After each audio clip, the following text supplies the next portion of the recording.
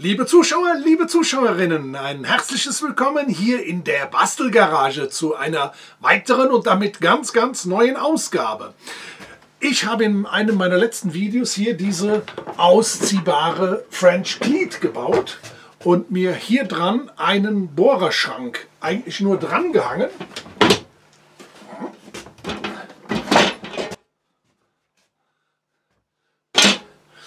Ist eigentlich ganz gut, aber es gefällt mir irgendwie nicht so richtig.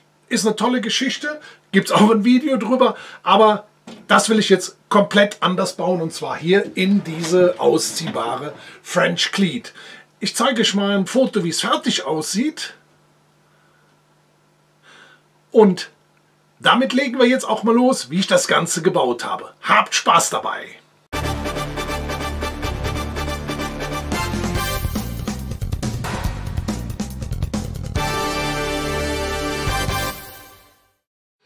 Bisher waren meine Bohrer, wie gesagt, hier drin. Jetzt habe ich aber noch so Teile gefunden, wie zum Beispiel hier, das sind Metallbohrer.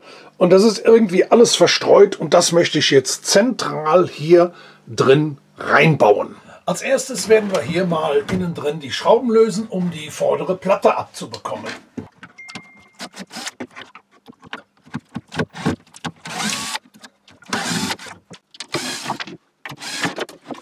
Ich habe mir jetzt hier eine Pressspanplatte besorgt, genauso wie hier bei den anderen French Cleat Wänden.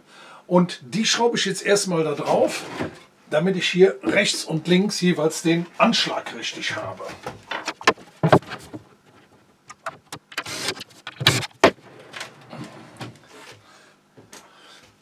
Jetzt kann ich mir hier hinten die Kante anzeichnen. Und zwar auf beiden Seiten, hinten mache ich das auch.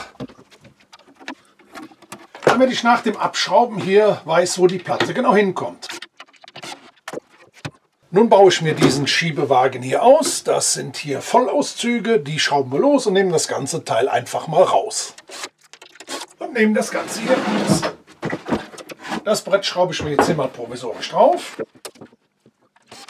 Und dann habe ich hier vor, einen Ausschnitt zu machen. Und zwar soll später diese Glastür wieder hier drauf, damit man da schön reinschauen kann. Hier unten muss ich ein bisschen vom Boden wegbleiben, weil ich ja noch einen Griff haben muss, um das Ganze oben herausziehen zu können. Das habe ich mir jetzt angezeichnet und schneide das jetzt erstmal mit der Stichsäge aus. Ich habe das Ganze jetzt hier mit der Hinterzange, da gibt es übrigens auch ein Video, schaut mal hier oben. In dieses Pressspanbrett habe ich an allen 4 Ecken innen drin Löcher reingebohrt, 10 mm, und die schneiden wir jetzt mit der Stichsäge aus.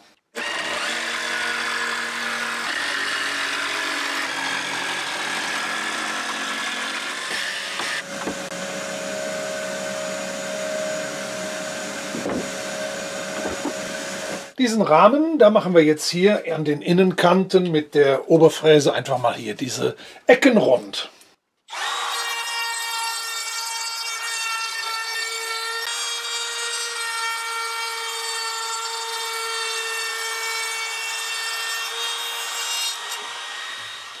Jetzt haben wir hier dieses schön ausgeschnittene Pressspanstück und da hole ich mir jetzt erstmal hier das Inlay, was oben drin ist. Ich habe hier ungefähr, wo der Ausschnitt hinkommt, mir Klebeband hingemacht, weil ich kann auf dem schwarzen Siebdruck, auf den schwarzen Siebdruckplatten den Bleistiftstrich kaum erkennen. Deshalb setze ich das jetzt mal provisorisch hier drauf, klemme das fest und werde jetzt hier innen drin das anzeichnen.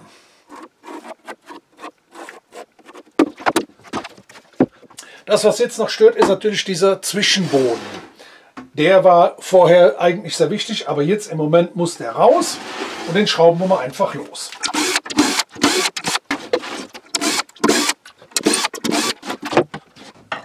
Dann drehe ich das Ganze rum und werde es wiederum mit der Stichsäge hier abschneiden.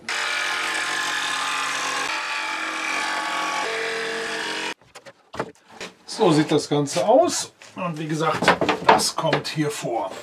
Jetzt habe ich natürlich hier, das hier ist natürlich aus Stabilitätsgründen nicht besonders dick. Ich habe hier oben und unten jeweils diese Leisten angeschraubt, die mache ich los. und werde stattdessen hier an der Seite ein solches Brett dran machen, wie gesagt, damit das Ganze insgesamt stabil ist.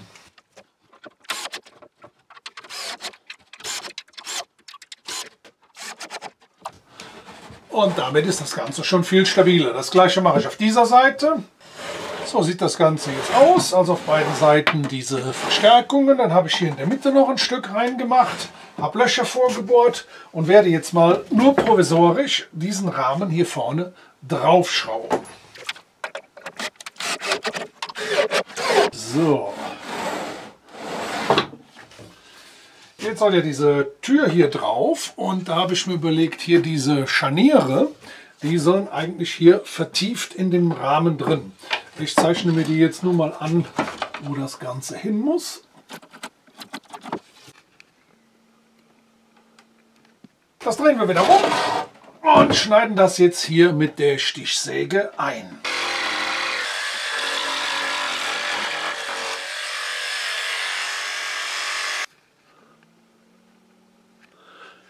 Hier habe ich jetzt eine Schraube reingesetzt und da schrauben wir jetzt mal provisorisch mal wieder die Glastüre davor.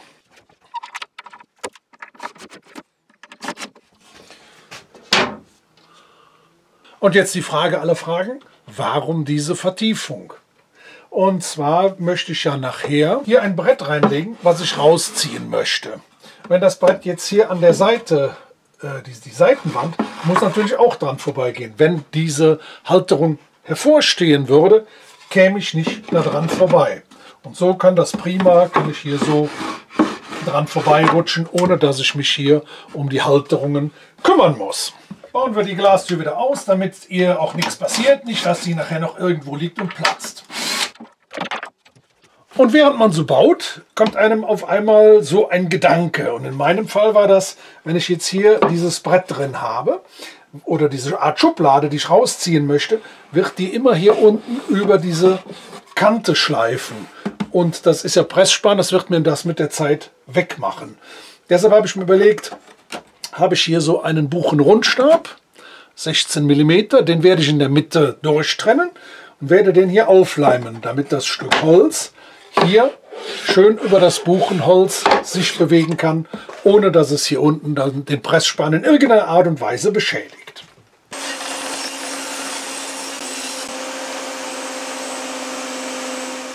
Leimen wir die Leiste einfach mal hier auf.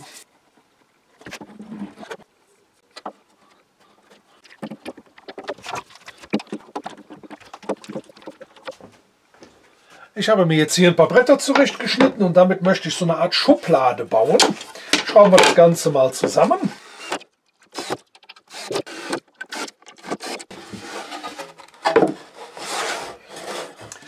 Und die Kiste soll jetzt hier so hinein. Jetzt müssen wir natürlich noch eine Konstruktion machen, damit das Ganze beim Rausziehen auch bis zu einem bestimmten Grad nach vorne kippt. Und da gucken wir jetzt mal, wie wir das machen. Dazu habe ich jetzt hier in die Ecken jeweils ein 16 mm Loch reingebohrt, habe das Ganze hier schräg angehalten. Ich habe hier einen 16 mm Bohrer, den habe ich hier reingedrückt. Habe gesehen, dass hier und an der Seite hier ein Gleichstand ist, weil diese Linie steht ja fest. Drücke das durch und haue hier einmal mit dem Hammer drauf, damit ich innen drin von dem Bohrer die Spitze, diese hier, damit die mir da ein Loch reinmacht. Und jetzt habe ich genau hier einen Punkt, in den ich hineinbohren kann.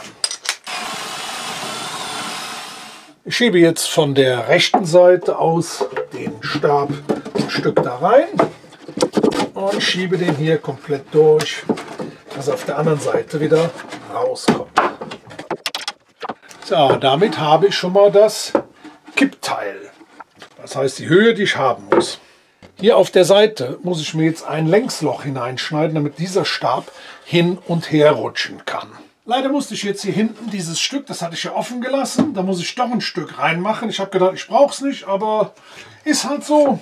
Und jetzt werde ich hier mal mit dem Winkel hier eine Linie an dem Holz, an der Unterkante und an der Oberkante ein Holz waagerecht hier anzeichnen. Ich habe mir hier wieder Klebeband hingemacht, damit ich weiß, wo ich hier hin muss. So, und das schneiden wir jetzt mit der Stichsäge aus.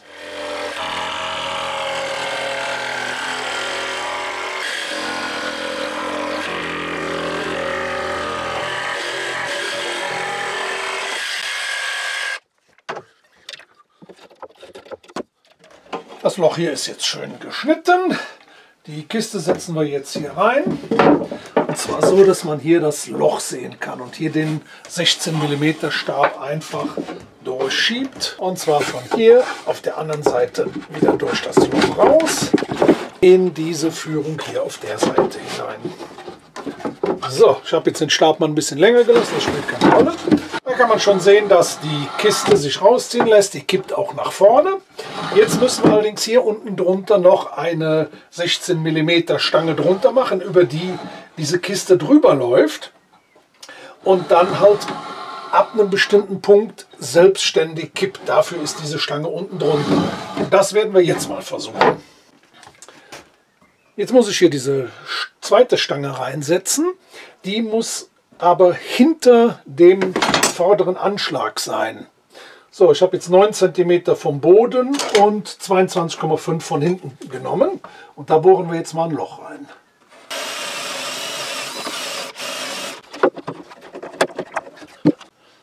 Im Prinzip funktioniert es. Es hakt im Moment ein bisschen. Ich muss da irgendwo etwas abschleifen. So, und dann ist das hier so schräg, kommt das runter. Die überstehenden Stangen schneiden wir einfach mit der Japansäge bündig ab. Ich setze das Ganze jetzt mal hier oben provisorisch lose nur rein. So, und das kann man dann rausziehen und das kippt dann. Da komme ich dann ganz prima dran. Jetzt habe ich mir hier ein Buchenbrett. Ich weiß gar nicht, das müsste so 2 cm mal 7 cm sein. Das will ich hier reinmachen und zwar um die Bohrer da reinzustellen. Also Löcher bohren und Bohrer reinstellen. Jetzt hatte ich das vorher hier mal angezeichnet in so einem leichten Winkel. Und jetzt werde ich das einfach hier rechts und links einfach mal 2 Schrauben reinmachen. Und dann sollen auch noch mehr Bretter, noch 2 Bretter, einmal eins ganz hier hinten hin und eins hier vorne in der Mitte hin, sollen genau sind. Und dann kommen alle Bohrer und alle Forstnerbohrer und was weiß ich, die kommen dann alle da rein.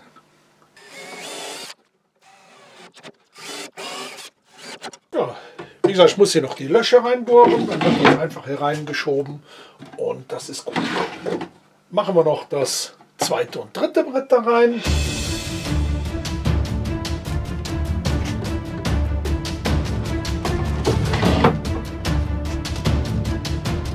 Das, was ich jetzt noch machen möchte, das ist hier auch ein Langloch hinein. Und zwar, damit ich immer reingreifen kann, damit ich das hier schön packen kann und rausziehen kann. Machen wir das mal als nächstes.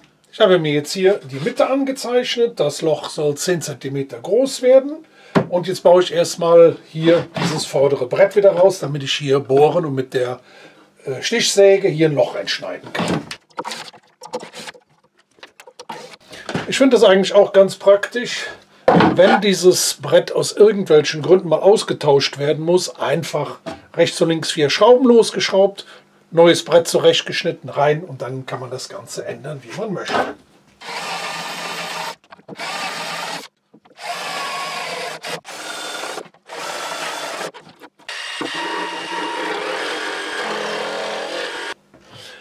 Wie man sehen kann, komme ich da mit der Stichsäge nicht richtig weiter.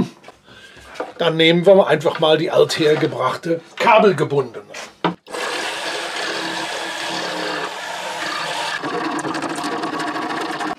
Dann ziehe ich mir jetzt von hier oben gesehen 1,5 cm eine Linie entlang mit dem Streichmaß hier.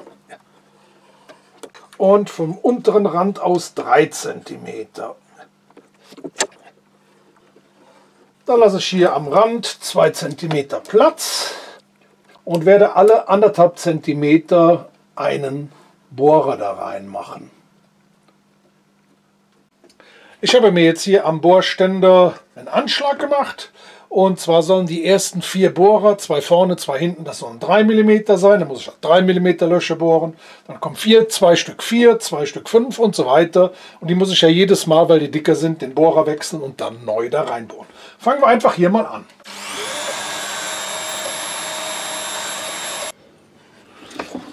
Mal eine kleine Probe machen.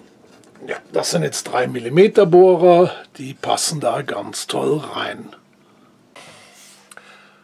So sieht das Ganze jetzt aus. Ich habe mal mit Bleistift hier unten die einzelnen Größen draufgeschrieben und das bauen wir dann mal wieder ein.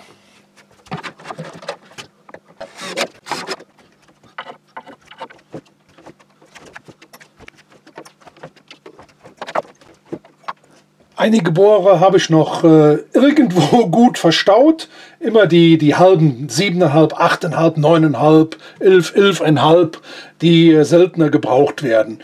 Die habe ich irgendwo versteckt, werde ich aber noch finden. Und dann kommen die so hier rein. Ich habe mal kurz die Tür dran gemacht, um das Ganze mal auszuprobieren. So, und da komme ich prima alle an meine Bohrer dran, beziehungsweise die auch noch dahinter dran kommen. Als nächstes kommen in der nächsten Reihe die Forstner Bohrer da rein.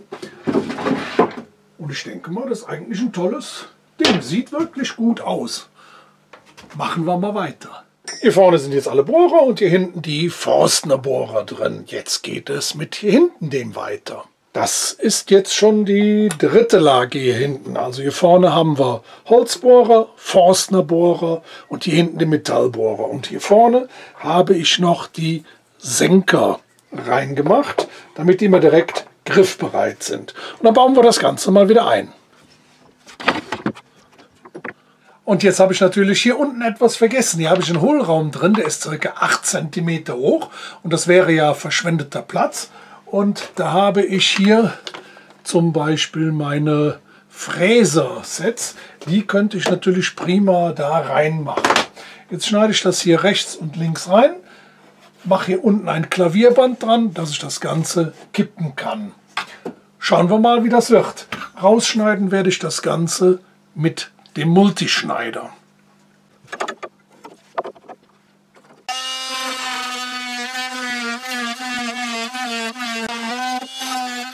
Ich habe das jetzt mal vorbereitet. Hier an der Seite habe ich eine Schraube reingemacht, nur damit das hält. Hier mit Klavierband das Ganze festgemacht. So kann ich jetzt hier unten meine Fräser und alles Mögliche reinstellen. Mache das zu. An der Seite, ich weiß noch nicht, ob ich das lasse. Das ist jetzt nur erstmal so einmalig, erstmalig, damit das zu ist. Ja, und damit kann man das dann prima, wie gesagt, so benutzen. Dann habe ich jetzt hier die gleiche Kiste wie hier unten nochmal gebaut. Die kommt dann jetzt hier oben rein. Den Bau wollte ich aber eigentlich nicht mehr zeigen, weil es ist ja genau das gleiche wie unten. Auch hier bohren wir jetzt hier in der Seite wieder einen Stab durch, wo das Ganze drüber läuft und dann soll das Ganze so zum Kippen sein.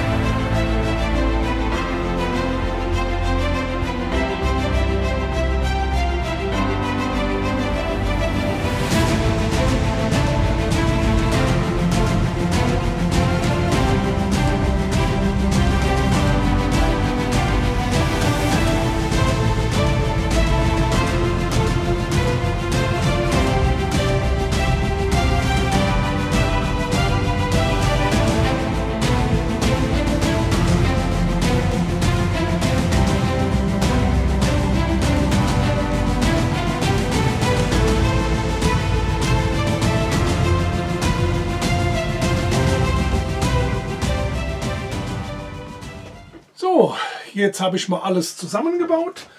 Was fehlt, ist hier unten noch ein Griff dran, aber den werde ich wahrscheinlich hier unten drunter dran machen, dass man das rausziehen kann. Und das kann man jetzt komplett nach vorne ziehen, aufmachen und die zum Beispiel Bohrer oder halt die obere Etage sich rausholen. Geht natürlich genauso, wenn das gute Teil reingefahren ist. So, da funktioniert das genauso. Aber es ist halt, wenn ich hier vorne stehe, dass ich nicht so weit hinten reingreifen muss. Dafür kann man das im Notfall dann schön rausholen. Zusätzlich habe ich ja noch hier unten diese Ablage, wo ich jetzt im Moment meine Fräser drin habe. Was ich oben in das Schubladenfach hinein mache, weiß ich noch nicht. Da muss ich mal sehen. Ich habe jetzt mal provisorisch hier vorne ein Brett quer drauf gemacht. Und ansonsten sollte es das mal wieder für heute gewesen sein. Ich bedanke mich für eure Aufmerksamkeit, wünsche euch eine gute Woche, sage Tschüss, bis demnächst, Gruß, euer Jürgen.